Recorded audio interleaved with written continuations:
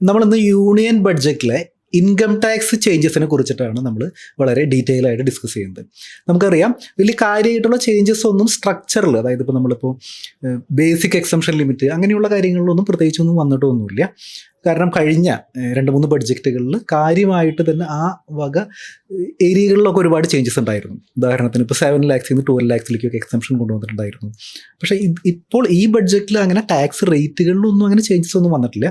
പക്ഷേ നമ്മൾ അറിയാത്ത ഒരുപാട് കാര്യങ്ങൾ മാറിയിട്ടുണ്ടെന്ന് അർത്ഥം. പ്രത്യേകിച്ച് ഫിനാൻസ് മിനിസ്റ്റർ ബഡ്ജറ്റ് സ്പീച്ചിൻ്റെ ഇടയിൽ അങ്ങനെ എല്ലാ കാര്യങ്ങളൊന്നും പറഞ്ഞിട്ടില്ല. പക്ഷെ നമ്മൾ ആക്ട് എടുത്ത് വായിച്ച് നോക്കുമ്പോൾ, ഇൻകം ടാക്സ് ആക്ട് നമ്മളെടുത്ത് വായിച്ച് നോക്കുമ്പോൾ, ഫിനാൻസ് ആക്ട് 2026 എടുത്ത് അമെൻഡ് ചെയ്യുമ്പോൾ, അതായത് ഇൻകം ടാക്സ് ആക്ട് അമെൻഡ് ചെയ്യാനായിട്ട് പോകുന്നത് വലിയ കാര്യമായിട്ട് തന്നെയായിട്ടാണ് അമെൻഡ് ചെയ്യാനായിട്ട് പോകുന്നത്, ഇൻക്ലൂഡിങ് 1961 ആക്ടും 2025 ആക്ടും.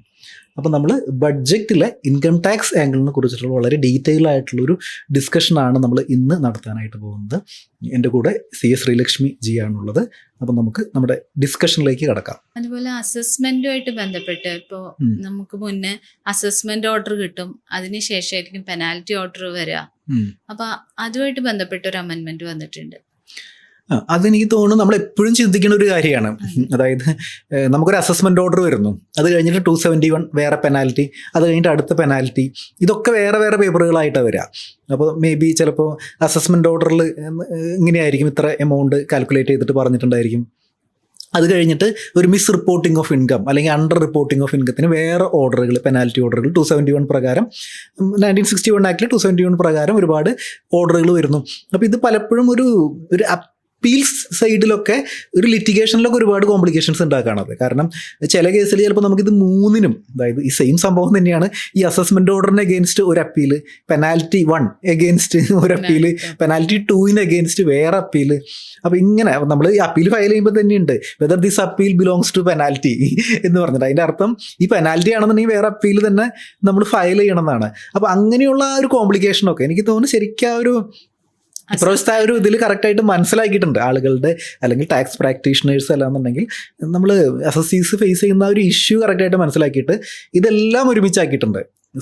അതായത് പെനാൽറ്റി എന്തെങ്കിലും ഉണ്ടോ അത് അസസ്മെന്റ് ഓർഡറിൻ്റെ കൂടെ തന്നെ നിങ്ങൾ കൊടുത്തോ, with show cause notice. Maybe pre assessment order ഉണ്ടായിരിക്കുമല്ലോ, അതായത് അസസ്മെന്റിന് മുമ്പ് തന്നെ ഇങ്ങനെയൊക്കെയുള്ള. അപ്പോൾ ആ ഷോക്കോസ് നോട്ടീസിൽ തന്നെ പറയാം, അസസ്മെന്റ് ഓർഡറിന് മുമ്പുള്ള പ്രീ അസസ്മെന്റിൽ തന്നെ അതായത് ഷോക്കോസ് നോട്ടീസ് ഫോർ പെനാൽറ്റിയും കൂടി ഉൾപ്പെടുത്തിയിട്ട് അതായത് ഒരു ഓപ്പർച്യൂണിറ്റി ഫോർ ഹിയറിംഗ് കൊടുത്തിട്ട് ഈ പെനാൽറ്റി ഇൻവോക്ക് ചെയ്യാം, ഒരു കൺസോളിഡേറ്റഡ് ഓർഡറിൽ ഇൻവോക്ക് ചെയ്യാം. അപ്പോൾ നല്ല മൂവ്മെന്റ് ആണ്. പിന്നെ മറ്റൊരു കാര്യമുള്ളതെന്ന് പറയുന്നത്, ശ്രദ്ധിച്ചോ എന്നറിയില്ല, നമ്മളുടെ പല ആളുകളും, എനിക്ക് തോന്നുന്നത് ഈവൻ ടാക്സ് പ്രാക്ടീഷണേഴ്സ് അടക്കം പലരും ഇൻകം ടാക്സ് ആക്ട് 2025 ഈ April 1, 2026 മുതൽ വരികയാണ്. അപ്പോൾ ഇതിനെക്കുറിച്ച് എനിക്ക് തോന്നുന്നു ബഡ്ജറ്റിൽ തന്നെ അങ്ങനെ പരാമർശിക്കുകയുണ്ടായി. അപ്പോൾ മനോരമയുടെയൊക്കെ ഫ്രണ്ട് പേജിൽ തന്നെ വന്നിട്ടുണ്ടായിരുന്നു April 1 മുതൽ പുതിയ ഇൻകം ടാക്സ് ആക്ട്. ആക്ച്വലി ഇത് വന്ന് പാസ്സായിട്ടൊക്കെ മാസങ്ങളായി, പക്ഷേ പലരും അത് അപ്ഡേറ്റഡ് ഒന്നുമല്ല. ഇങ്ങനൊരു കാര്യം ഈവൻ പ്രാക്ടീഷണേഴ്സ് പോലും ശ്രദ്ധിച്ചിട്ടില്ല എന്ന് തോന്നുന്നു. April തൊട്ട് പുതിയ ഇൻകം ടാക്സ് ആക്ട് വരാനായിട്ട് പോവാണ്.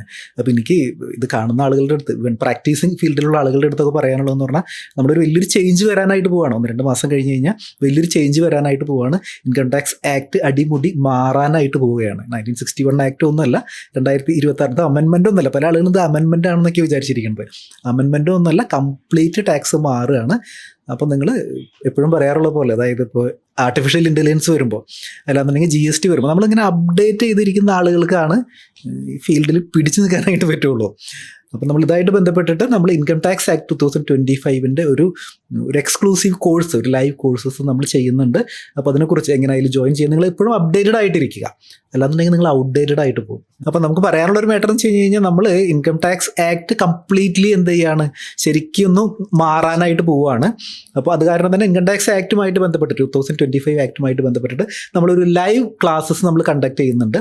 അപ്പോൾ അതിലേക്ക് അതിൽ ജോയിൻ ചെയ്യുന്ന ആളുകൾക്ക് നമ്മുടെ ആർട്ടിഫിഷ്യൽ ഇൻ്റലിജൻസുമായിട്ട് ബന്ധപ്പെട്ടിട്ട് നമ്മൾ കുറച്ച് കോഴ്സ് ബണ്ടിലുകൾ ഓൾറെഡി ഷെയർ ചെയ്തിട്ടുണ്ടായിരുന്നു, ക്രിയേറ്റ് ചെയ്തിട്ടുണ്ടായിരുന്നു.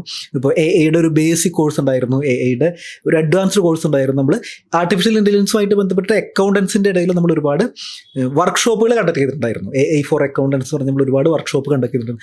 അപ്പോൾ ഈ കോഴ്സിന് ജോയിൻ ചെയ്യുന്ന എല്ലാവർക്കും ഈ AI-യുമായിട്ട് ബന്ധപ്പെട്ടിട്ടുള്ള ഒരുപാട് ആ വർക്ക്ഷോപ്പുകൾ, എല്ലാ കോഴ്സുകളും അബ്സല്യൂട്ട്ലി ഫ്രീ ആയിട്ട് അവർക്ക് ലഭിക്കും. മാത്രമല്ല നമ്മൾ ടാക്സ് ടോക്സ് എന്ന് പറഞ്ഞിട്ട് ലാസ്റ്റ് ഇയർ റിട്ടേൺ ഫയലിംഗുമായിട്ട് ബന്ധപ്പെട്ടിട്ട് ഒരു ഡിസ്കഷൻസ് ഒക്കെ നടത്തിയിട്ടുണ്ടായിരുന്നു.